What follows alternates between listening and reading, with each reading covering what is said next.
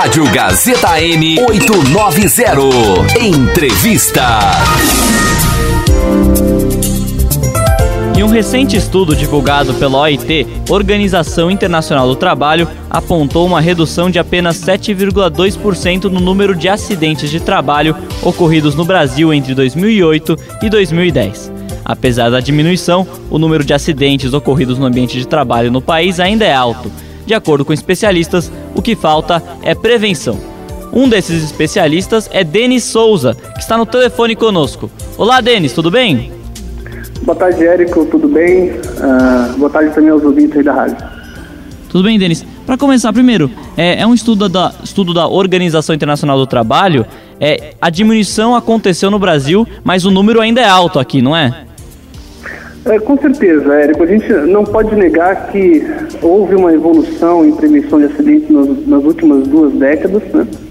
Agora, há muito trabalho ainda a ser feito. Essa é uma estatística que mostra para nós o quanto o número de acidentes caiu em nosso país, mas isso também, de certa maneira, esconde o quadro geral, porque, principalmente para nós que atuamos aí nesse segmento prevencionista de saúde ocupacional há mais de 11 anos, nós sabemos que ainda muitas pessoas ainda são acidentadas, ficam inabilitadas para o trabalho, tem a sua redução da sua vida laboral. Então, na verdade, a estatística mostra um déficit, mas ainda o número de acidentados e o número, inclusive, de benefícios que são pagos pelos cofres públicos ainda são muito grandes. E Denis, essa diminuição usando estatísticas do Brasil inteiro, mas não são todos os estados que tiveram uma diminuição no acidente de trabalho, não é mesmo? Não, se nós contarmos com a evolução aí, socioeconômica, de industrialização aí nos estados emergentes, que são os estados do Nordeste, essa própria pesquisa da OIT vai mostrar para nós o quanto que o número de acidentes e até mesmo de óbito aumentaram nesses estados.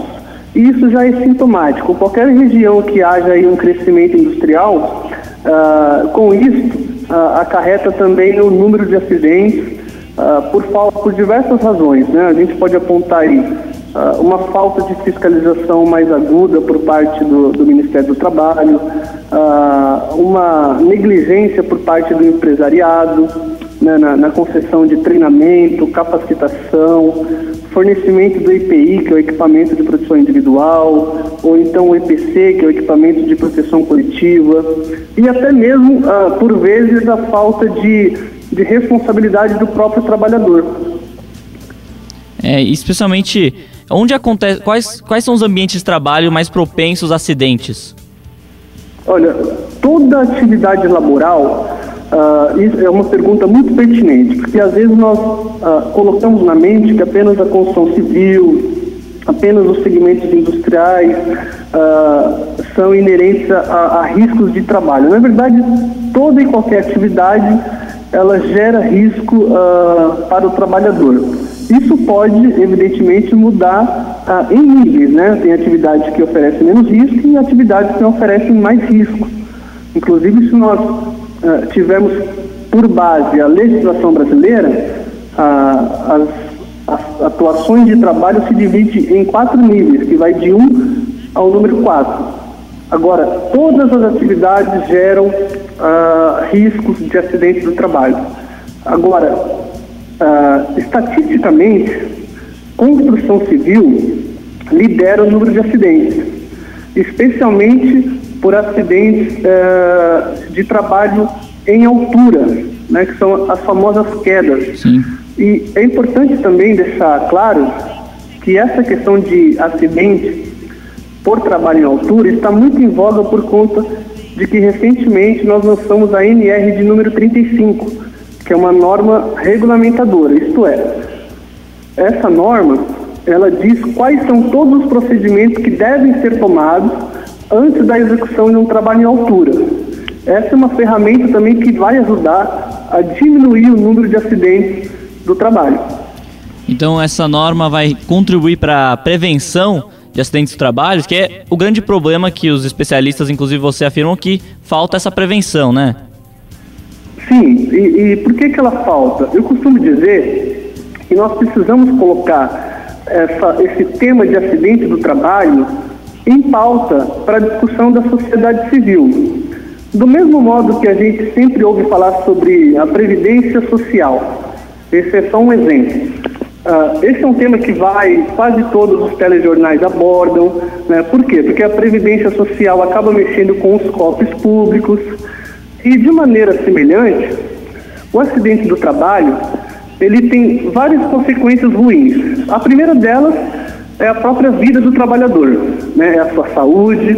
Às vezes, quando acontece um acidente de maior gravidade, a pessoa fica afastada, ela pode até ficar inábil para sua vida laboral permanentemente, ou até a última das consequências, que é perder a própria vida. Com isso, também tem as consequências sociais.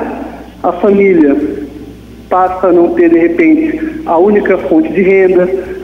Essa pessoa, vamos supor uma pessoa que perdeu alguns dedos ou teve uma amputação, cuja pessoa tinha um hobby, por exemplo, de tocar violão, né? Então essa pessoa, além de não poder trabalhar mais, nunca mais vai poder realizar o seu hobby, enfim, uma série de outras consequências.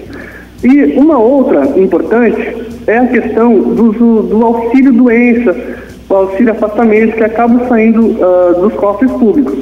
Então, se a sociedade civil começar a discutir mais esse tema, com certeza vai ajudar na prevenção de acidentes.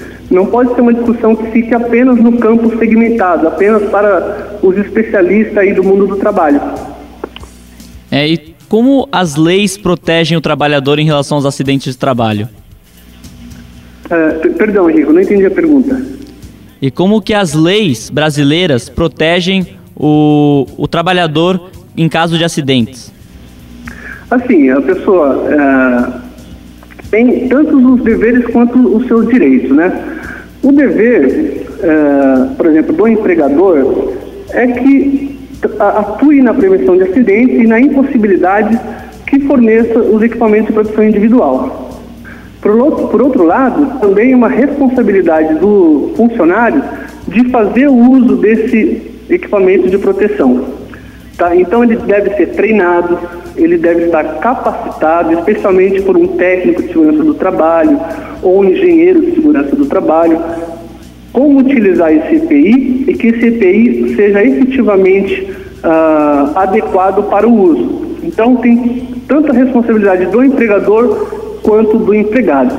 Por exemplo, se um colaborador recebe o EPI correto, recebe a sua formação, a sua capacitação para utilizar aquele EPI e ele não faz o uso, ele acaba respondendo legalmente, né, por essa negligência.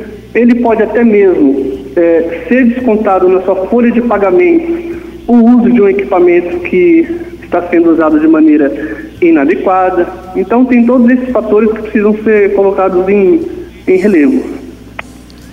E ainda existe grande negligência por parte do empresariado para conseguir fornecer os EPI, os EPIs, essas coisas? A gente tem que tomar o cuidado de não fazer nenhum tipo de generalização. Existem empresas que investem na área de segurança do trabalho, compram os EPIs de altíssima qualidade, colocam em uso, separam parte do seu orçamento anual para formação e capacitação técnica dos seus funcionários. E existem empresas que, de fato, não agem da mesma maneira, né? Procuram ali comprar os equipamentos que são mais baratos, que às vezes nem tem a aplicação correta. Também a gente tem que salientar que muitas empresas acabam agindo só por coerção, isto é, a partir de uma fiscalização do Ministério do Trabalho, sujeito a alguma multa, aí começa a investir na prevenção de acidentes. É um quadro que nós olhamos de maneira otimista, principalmente nós que já atuamos nesse segmento aí desde 2001, a gente trabalha em prol de ver as evoluções, em prol de ver cada trabalhador voltando para sua casa e podendo dar um abraço na sua família. Agora tem muito trabalho a ser feito ainda. E existem exemplos do exterior que o Brasil pode pegar para diminuir o número de acidentes de trabalho? Pode repetir a pergunta, Henrico? Se tem exemplos do exterior, de outros países que tinham esse problema e fizeram diversas leis e normas para conseguir diminuir o número de acidentes de trabalho. Estados Unidos, Canadá e alguns países da Europa já tem uma política mais bem definida, até por ação também do governo. Agora o Brasil, nós temos um bom acervo de publicação, de normas a serem seguidas. Na minha análise, o que precisa haver é realmente uma reviravolta cultural. Existem países que têm pouca legislação e pouca cobrança. Em contrapartida, as pessoas, até mesmo para fazer uma atividade do lar, para fazer a pintura de uma casa, para fazer um lixamento, elas acabam utilizando o equipamento de proteção individual, mesmo sem ter sido cobrada por outrem. Então nós precisamos tornar esse tema mais acessível para a sociedade civil, de maneira semelhante que a gente discute a educação no trânsito, por exemplo. A gente deveria ter campanhas de incentivo à prevenção de acidentes espalhadas aí pela cidade, ou seja, criar um mecanismo de tornar esse assunto acessível a todos.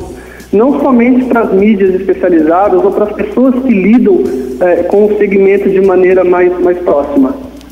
Então você considera que talvez o assunto de acidentes de trabalho é pouco reconhecido, pouco falado pelo público, pouco até meio escondido do público?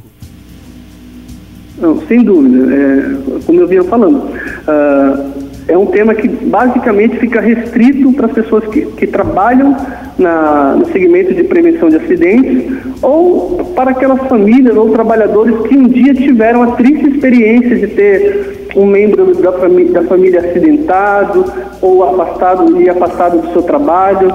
Então eu acredito que nós deveríamos procurar maneiras de tornar o assunto mais acessível para que a sociedade discuta isso, porque afinal das contas também por ano estima-se aí que o Estado brasileiro tenha um investimento não, né? Na verdade o pagamento de auxílio doença estimado aí entre 2 a 3 bilhões de reais. Então isso também vai impactar nas políticas públicas, nas políticas de bem-estar social. Muito obrigado, Denis, por falar com a Rádio Gazeta M. Você sempre terá os microfones abertos aqui para o pessoal da Gazeta. Obrigado. Henrique, obrigado, um grande abraço. E queria deixar também aí um abraço a todos os colaboradores da Iorgas Ambiental que nesse momento estão ouvindo aí o programa. Muito obrigado.